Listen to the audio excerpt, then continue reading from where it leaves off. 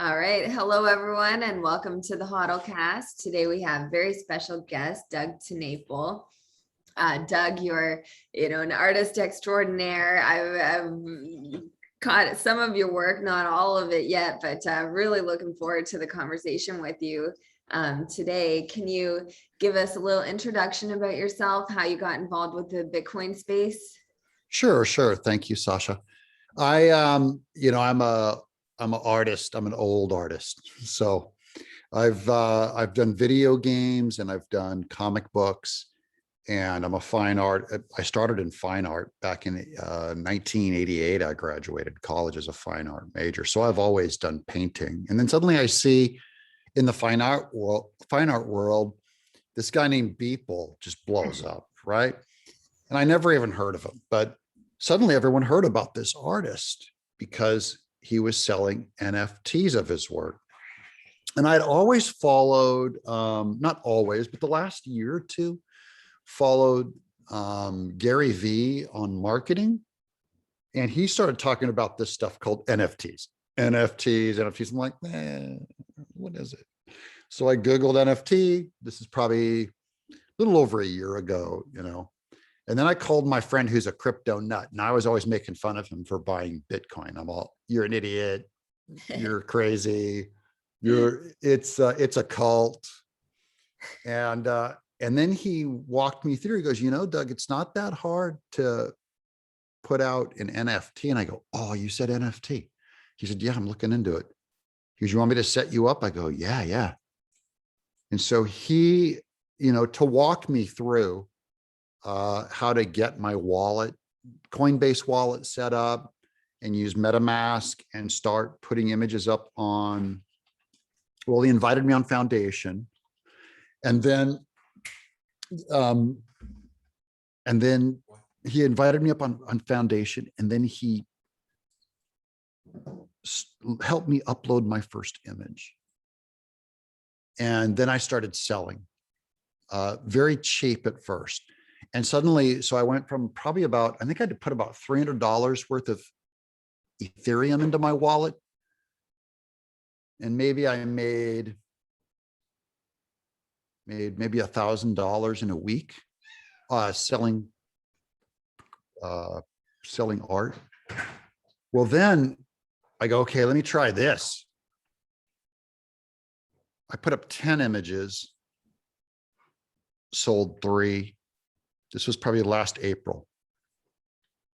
And then the sales dropped off and I got real frustrated and just kind of had maybe, I think the ETH came in back then, it was around 2,900 per. And I just left it there. I might've washed some of it out, right? And then in late August, I said, I'm going to try doing a set of 10,000 PFPs. So I'm going to hand draw them and hand layer them myself. Those I'd gotten about 3,000 pieces in, and then I quit. It's not working. Well, some whales found me, and then Is that the Imperial clay? Yeah, it's Eternal Clay. So KLAY, Eternal Clay on OpenSea, and then I suddenly made. It was like, I think I sold 200 pieces overnight. Wow, that must feel good. Yeah. And I think I was selling them at around 0.05 image, 0.05 per. And then the whole project blew up. I think at its peak, within about a week, it was doing about $36,000 a day in ETH. Okay. Nice. So then I called my buddy, Mike, who got me started on all the crypto stuff. And I go, I've got like, $120,000 worth of ETH. Should I diversify? And he goes, yeah, get some Bitcoin. So then he taught me how to buy wrapped Bitcoin on my MetaMask wallet. And I started putting half into Bitcoin. And this is probably when Bitcoin was selling, I can't remember what it was at, but it wasn't at its peak at all. It was maybe, I think it was 45 grand per, maybe 42 grand per in ETH. for a lot of that money was at about 2,800 or 2,900. And I just left it in there, right? Within a couple of months, it was up to, Bitcoin was up to 68,000. Yeah. So suddenly I had sold, I think, around $600,000 worth of NFTs that ended up being about $750,000 by the time I was done, maybe even more than that. I didn't sell out of enough of it, right? Some of it, a little bit of I washed to cash, maybe 20 grand. Maybe I diversified into, what did I buy? I think I bought Sheeb, a little tiny bit of Doge, just because I'd heard of it. Yeah. I bought some Chainlink, Tezos, and just little tiny, like 2 grand at a time of maybe 5. And I kept trying to diversify. And then I didn't take enough of it out. And then suddenly it all crashed, right? In December, I didn't take enough of it out. I sold a bunch of my Bitcoin and ETH when it was at about, I think it was like 10% down from that peak, might've been 20% down. So I lost some of that money too. But that's what gave me my learning. Yeah. And by then, after that, I knew what I was doing. I mean, I wasn't an expert, right? Because I'm still a dummy. I've made every mistake. I've screwed up my wallets. I've sent ETH to a non-ETH wallet and it just vanished. I have a ledger and, couldn't find my wallet address and all these problems that people have. And it's been fascinating. I'm still a little bit ahead. My taxes were outrageous. I didn't realize the tax burden it would be. Yeah. And I wasn't able to write off a lot of my NFT losses. My accountant just said, look, that's not a depreciable asset. You're not gonna, he's more a traditional guy, he's very safe. Yeah. So, it cost me a lot of money. I made a lot, but it's very expensive money. So that's kind of, and then since I've put out a few other NFT sets, I did the Board Doodle Punk Club that was based on the Doodles, the Bored Apes, and the CryptoPunks. I did a combination of them, and that one sold out. And then I did another set called Eternal Clay Pets. They're these animals, and that one kind of tanked. It didn't sell very well. I think my audience felt like I had overstayed my welcome or was diversifying too much. And so they're saying, you're diluting the set. And I'm going, I'm in it for the art. I just want to make art. I don't care if since then I've been releasing sets where I don't tell people it's me. They've sold 0. They're out there, but I keep making sets and I just don't tell people it's me now. Oh, wow. And I love it. I love the art form. I think it's Oh, very cool. Yeah. I love hearing stories like this of people, just coming into it and it made, 600,000 or whatever. That's a pretty, it's a major amount of money that can be made off these things. One of my most successful years. Yeah. Everyone just discounts NFTs as nothing, like, oh, it's stupid NFTs. Or I've heard people, especially people in the Bitcoin community, like casting a bit of shade on it. But my husband also is an artist, and he had a great year last year with them as well. And it's like, it's really, it's a major industry now. All of a sudden, out of nothing, now it's this big thing that lets artists, get paid for their work, which has been, since the internet, a real challenge. And it works a lot. It's actually strangely similar to day trading and coins, in the same way people ask me, Bitcoin isn't real money. And I go, no money is real money. Gold isn't real either. It's molecules. But people arbitrarily assign a value to everything that we've ever bought or invested in. Mm-hmm. And all of it is largely based on use. So Bitcoin, if no one ever used it, it would be worth nothing. And if everyone in the world used it, it would be worth 1 million times more. So it's based on use. And so when I started seeing Bitcoin, Walmart opening up ATMs, or suddenly it started showing up as article heads on Forbes and Bloomberg magazine in my Google search, I go, wow, this is getting a broader acceptance, and we're still early on the acceptance. I don't know what's going to happen with it, but I'm just saying you can see how a lot of people could suddenly start using it because it's so useful. Yeah. For instance, when I pay my employees, I'll often pay them in usually in ETH, but it's like it's an instant transfer.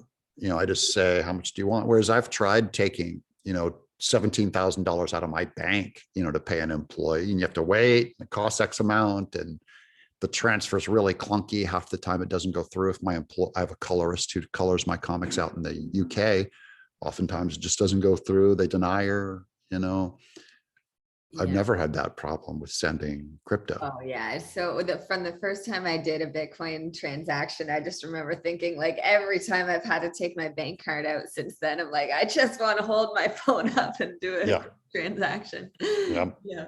Yep. Well, maybe we could step back a little into your history with Earthworm Jim, and you could kind of, I know Kenny, my podcast editor, he's the one that put us in touch. He kind of mentioned to me that you went through quite an interesting, maybe interesting isn't the right word, maybe it's more annoying, but a challenge with different entities being in control of different aspects, like the video game, the TV, the comics. So maybe give us like a little bit of history of what that was like, and sure, maybe I guess contrast that to the NFT world. Kenny, your editor, is an old friend of mine. Probably I'll bet we go back 18 years. He was just a kid when I first met him. And he actually designed one of my book covers for me. A couple of them, he's designed my book covers for me. So a very helpful friend. Yeah. And I just love him dearly. And we would meet up at Comic-Con some years in San Diego. I'm talking about back in like 2007, we would get together for Comic-Con. And so he was there. He was an Earthworm Jim fan. That was a character I created in 1993. It became a huge video game title that released in 1994, just swept video games for the Sega Genesis and the Super Nintendo. This is like pixelated art. So when I see CryptoPunks, the pixelated art, I go, I know that like the back of my hand. Yeah. I did that for 10 years. Awesome. And the project blew up, it was huge, but I had to assign the rights over to the company to keep my job. And they probably wouldn't have made the game if I didn't assign the rights over to them. So, which is fair enough, fine. And they paid me well, a salary, whatever. Well, you don't see it. Suddenly it blows up and it's a TV show and, it's everything. Merchandise, Taco Bell meal, Earthworm Jim Taco Bell meal.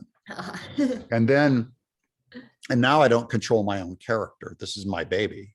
I did all the characters. It was easy for me to create. I think I created every good guy and bad guy in about 45 minutes, gave them all names, Earthworm Jim, Psychro, whatever.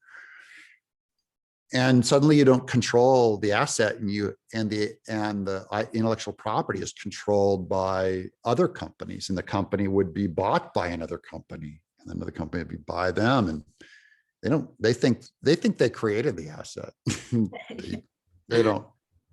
No one thinks that way but me, because this character is insane. It is uniquely, really bizarre, and it's very hard to write and create in that world. And since then, I've created a bunch of I've had a video game company, Steven Spielberg. We were one of the first projects that DreamWorks launched was my video game company called The Neverhood. It became a PC game, and we did everything in clay animation because I just love clay animation. And then I started doing cartoons for Nickelodeon. I did a show called Catscratch, which was based on one of my comic books. And I've done about 20 long form graphic novels that I've sold. About half the rights into Hollywood is how I made my living before that. And I had a few art shows here and there. But NFTs allowed me to control the intellectual property rights in an independent way. So I do comic books independently through Kickstarter and Indiegogo. And then I started doing NFTs, and with a mind now toward, I'm going to start building out worlds and do a little more I was gamification. wondering if you're gonna go, like, you could make a metaverse. Yeah, I really don't want to, because I hate the pump of the metaverse, but Yeah. I am one of the more renowned, experienced game designers, because I've been just from doing it for 30 years. Yeah. And one of my partners, who's one of my best friends, is probably the best game designer I've ever known. He's launched whole games for EA, and he's a master of like AI for crowds and things like that. And he's my programmer on my NFT sets. So he does the actual cooking the layers together and stuff. Between the two of us, we have 60 years of video game experience of creating and launching games. Hold back, Doug. Yeah. So we're watching these other NFT companies promise metaverses of teams that don't know what they're doing. They've never launched a game, and going, this is going to be a disaster. You guys do not know what gameplay is and what a stable program is. And they think, I like playing games, I'll make a game. They make $20 million, and it's just flushing it down with toilet. So now we are starting to gamify some of our NFTs. We're going to launch a set soon through my Eternal Clay company. So it'll be like a pretty cool. The characters in it. I got one already. We invented a truly unique character NFT that I think when we launch it, it's going to blow everything up. Oh, nice. I've never seen anything like it. We invented something, and but NFTs, you can also launch it and just no one cares. Yeah, it does happen. It does seem to be like a big, the marketing of it, like what you said, if you're not putting your name on it, people aren't noticing it, or it is very cyclical, even like, from week to week, the volume going on in the market. And very much manipulated by whales. So there's whales that are kind of kingmakers, and they can just pass you over and go, nope. And so you have to do it organically. It's much harder to do organically than having them just put your project on steroids. Yeah, so, I think they have hedge funds that are like buying up, the NFTs, and they're holding them in there for a long time. Yeah, and I'm watching the wallets, and I know that my two biggest successes are full of whales that came in and just forced it up. Or on you. It's you touch the hem of their garment, and they just they pour it on, man. So it's in a way, it's troubling too, because I don't like the idea of a small number of manipulators controlling things. I do like the organic, certainly industry wide, there needs to be more organic adoption. Yeah. It's the same way you wouldn't feel that safe about a coin that was just being pumped and manipulated up and didn't necessarily have its inherent value reflected in the price. Is not good for a stable economy.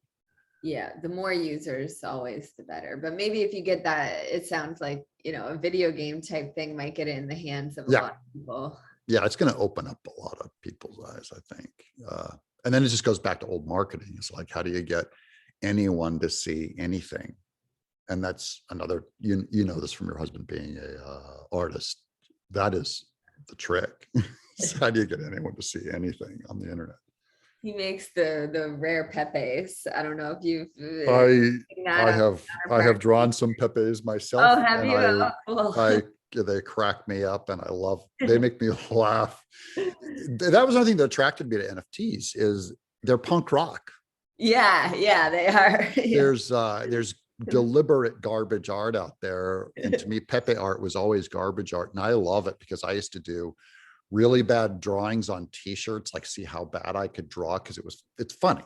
It's flat out funny. If you draw like a really bad Ronald McDonald, and you recognize it, it's funny. Yeah. Because we all know who Ronald McDonald is. Yeah. So I do dig Pepe art, yes.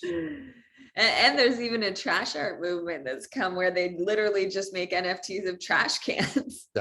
Yeah, and shopping carts. I've seen the shopping cart NFT. Yeah. It's so good. It's very bizarre, but it's cool. It's degenerate and kind of cool. Yeah. Well, we got when we booked this podcast, I ordered a few of your books on Amazon, the Tommysaurus Rex and some of the comics, and I got them. I have a 13-year-old stepson, and I was thinking he might like them. Well, it turned out the summer when he was 8, he read nothing but your comics for like the Oh, whole cool. summer. Every day he knew every word to them and everything. I was like, oh wow, what a small world. Yeah, isn't that weird? My books I'm really proud of. I spend a lot of Yeah, time on them, they're really especially on well the done. story and character and heartwarming stuff, and kids love them. So Yeah. kids have adopted them. They're my people. Aw. I get to tell them stories. So yeah, I love the idea of your kids reading them, and they're good for adults too. I mean, there's something there. Yeah. They're not kiddie books, you know. They're Yeah, made they're for still real. very, I read them too, They're like made for one the day. family to read together and have fun together. So, Yeah. and those are because I came in as a visual artist and I didn't realize it, but every time I was painting characters and worlds, I was really trying to tell stories. So I started learning screenwriting, probably 30 years ago, and just combined my art with it. So I came later to writing and art. I was always a duck to water. And then, and I love the art and craft of storytelling. Is something very close to my heart also. In fact, my NFTs, the Eternal Clay set, has a bit of story in many of the NFTs. There's original story in the description where I'm telling in kind of a longer, bigger epic with the NFTs that I hadn't seen done in NFTs before. Oh, very cool. Yeah. Nice. And what about so with the series, how would you will you make, I don't know if you want to say, but are you thinking of making your own metaverse, or could you work them into an existing metaverse or games? I know that's with the Rare Pepes, for example, like when they started, they were doing this spousal genesis, and Yeah. there's always a promise that these Rare Pepes were going to have some use case in the game. I don't think it's ever come to fruition, but the more then the counterparty community, they started this Bitcoins farming game back in like Yeah. 17, and the same cards can kind of be used in there as anyway, it would be nice to see the metaverse if there is some cross function of cards and characters, but Yeah. I don't know if you've we're working on it. We're experimenting is what we're doing. And we have characters walking around in a world. Just we would never show it to the public, and we would never promise it. This isn't a promise at all. And it really is, because I really feel irresponsible. The thing that I hate most about NFTs is people making promises they have no business making. So I'll just never in general, Doug. It's yeah, awful. it's It's infuriating. It's infuriating. And people want to be rugged. They want to be ripped off. They're so ready to believe. And I love people so much. And I have such a hard work ethic that I really believe in delivering value, that I just don't feel like I can responsibly say that I'm good for building an entire game when I don't have $20 million sitting in the bank. If it's not sitting there, I can't do it. And so I can't prompt, because you have to hire like 20. To me, it would take about 20 people, maybe 15, because and that's all I've done for 30 years is crew video game teams. We crew, and you do all the work and deliver the game. My friends might be happy to fund you to build this. Yeah. They're holding your cards. I want to tell the VCs out there, we actually have the goods. We actually have the people that deliver actual games. Oh man, that's my phone. I'm so sorry. Oh, no worries. And it amazes me that people just throw money down. They'll give $20 to $70 million to these other guys that have never delivered anything and have no track record. It's shocking. So I just really believe in building slow and small. And then one day when we get our head around it, like we're delivering this very small NFT set that is a very small encapsulated interactive experience. and then those will be able to work in a game and in other things. But I decided I can't even imagine it, and we have a lot of work to do. And there's members on my team where they're about to lose their house because they're not making any money. So I'll go and I have to sell like an art set, and then I'll be able to give him a few ETH to pay for his house for a few months to keep him working on these projects. So we're literally underfunded, and because the money that I made last year is not enough to fund a whole team. You can't just, and where it fluctuates, unless you're cashing out right away, it's like not a steady.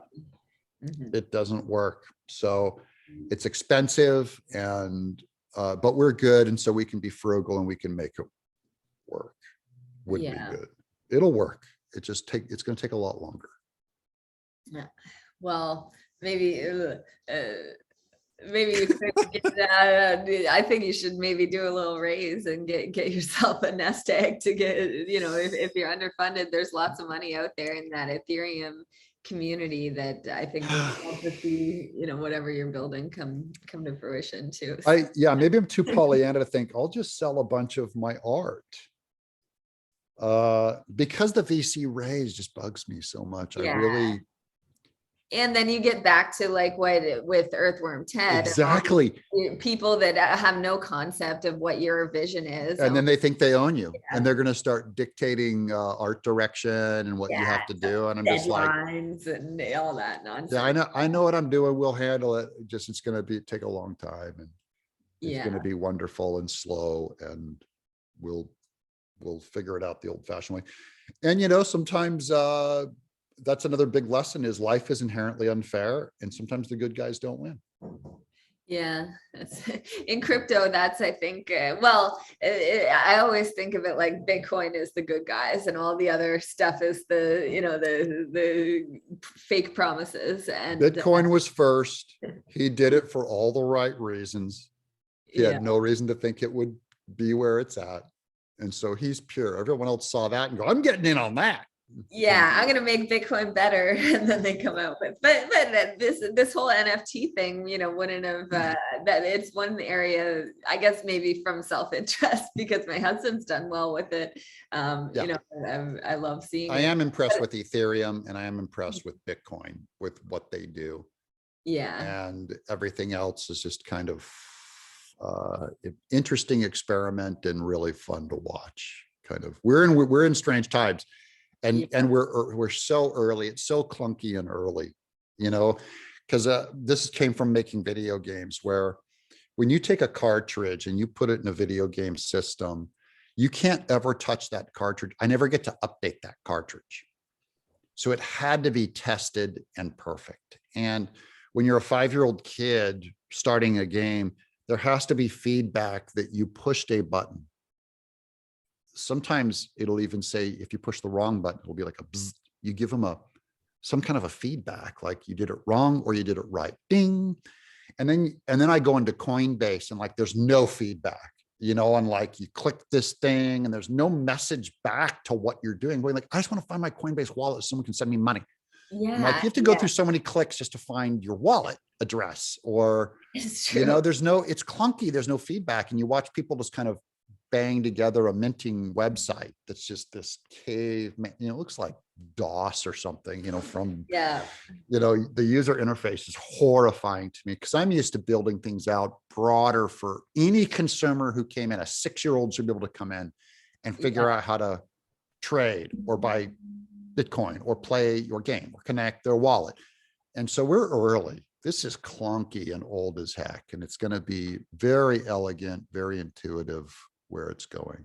One wallet you might appreciate, and I did work, in-house for this company for a while, but Exodus, they have a design team that worked at Louis Vuitton and Apple, and they spent a lot of time thinking about those things you just mentioned. And I think compared to some of the other ones, it is a lot more intuitive of like, okay, you want to receive funds, here's how to do it, and copy it. Right, but still, Exodus, not a household name, and it's probably because they did it right. It's terrible.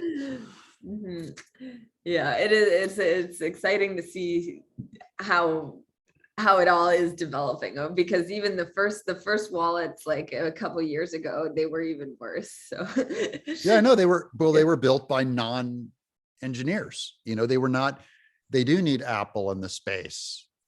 Apple, that's why I own a Mac, just because I'm so dumb. I needed someone to kind of preschool it for me. I was tired of losing information on my Windows machines all the time. And I did find Ledger more impressive as a piece, but there's a long way to go. It's going to work as it gets mainstreamed and broader.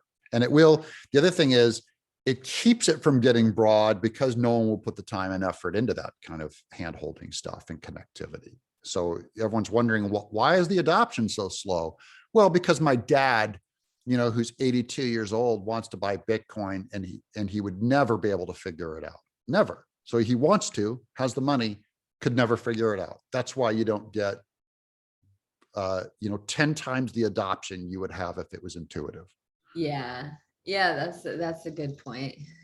I think they're starting to, like, the more products they're getting where the the hedge funds or the ETFs, things like that coming are making it so that people will get exposure without even knowing they have exposure, and that we should see a bit of a pump. Well, I think the current rate of inflation on the dollar is showing people that the dollar is not as safe and stable as they thought it was. Yeah. These alternatives are great by comparison sometimes. Or if I have money, let's say I have $1,000, well, if I leave it in ETH or Bitcoin, it stays around here, and I watch the Bitcoin where the ceiling and floor is and what the breakout is. And then if I leave it in the dollar, it goes down by 10% because of inflation. And then if I buy an NFT, I can get 10 times if I'm lucky. Yeah. You look at that $1,000 worth of crypto and you just go, what else can go double? Bitcoin can double. It can half and it can double. Yeah. And then you get those weird anomalies like the SHIB last year, where it's like, oh my gosh, what happened? Like, how did that happen? Yeah, I can't understand that. Those junk coins crack me up. Possibility of repeating those kind of things is it's like a once in a lifetime luck, situation. Yeah. And if you're the kind of person that puts 50 grand into SHIB to be able to retire for life, you're not the kind of person that would have 50 grand in the first place. That's what I'm learning about day trading too, is like and there's a joke between me and my friends. In fact, many of us, right? We've heard this joke before. As soon as I buy into something, it's going to crash. As soon as I put my money in it, it feels like it just all. So people should pay me to not go into their funds because it's going to crash. Yeah, I just do I try and get paid in Bitcoin or whatever, whatever is easiest for someone to pay me for my legal services. Like I'll just take it in that form. And then if it's like, there's all kinds of rules with the trust accounting that you can't have, like when you're holding it in trust for someone, it has to be cash. But if I do a flat fee with the person for a set amount, I can just leave it in Bitcoin. So that's usually the way I try and very good it. And then I just don't try not to sell it, other than at tax time each year. I, have to take out the bit that I owe for taxes, but taxes are criminal. I know. It's so heartbreaking. It makes me want to just never make another dollar again. I know. Yeah. It's just really crushing. Yeah. So crushing. Yeah. We just won't think about it for another year. Yeah. Next year, we'll worry about it for a few weeks. Yeah. Live in the illusion, for a little longer, and then tax season comes. It's shocking. It's shocking. Yeah. Well, so what are you most excited about, in the coming year for working on? Yeah, like I said, these sets, I'm always knocking out art, and I'm excited about my anonymous sets that no one will ever see. They I want to find them now. I know no one. If you find them, I did it wrong. So I'm drawing in different styles and I'm doing different stuff and just kind of, putting them out there under a pseudonym, and just kind of that's my purity. That's my pure artist thing. Mhm. And then I still launch my public sets through Eternal Clay. And, like I said, we're doing this interactive thing, and that is going to start building more into more utility and stuff. I still want to do I'm excited about launching a art 1 of 1 collection where I do just one original piece and then do another original piece and upload those. That way I've got probably about 10 or 15 pieces ready to go on that are a lot of fun. So it's just kind of being a fine artist and seeing what happens, it's Yeah. fun. That's what I like about it. Is the thing with NFTs is the cost of entry for an artist is so low. And that's the problem, is it creates too much inventory for the amount of collectors there are. Yeah. But it is fun to just put art out. It's always fun. It's not like my art, I never sold more than probably 1% of my art. Even before Earthworm Jim, I was creating worlds and characters. They never sold, and I would go out and pitch game designs. I probably only ever sold 1% of everything I've ever created. Now you've heard of them, the 1% that take off, they're a TV show, they're a video game, whatever, but I'm still creating every day. And it just doesn't always sell. And I think artists have to love what they do. You have to love making it. You have to be willing to do it for free. I hate to say it. And everyone says, like, don't give your art away for free. I say, always give it away for free, because God put you here as a gift to give truth, goodness, and beauty and wonder and entertainment to other people. And then they ought to pay you. They don't always pay you. But think of how terrible the world would be if every musician said, I'm not going to play a piece of music until I'm paid. Mm-hmm. The world would be a terrible place.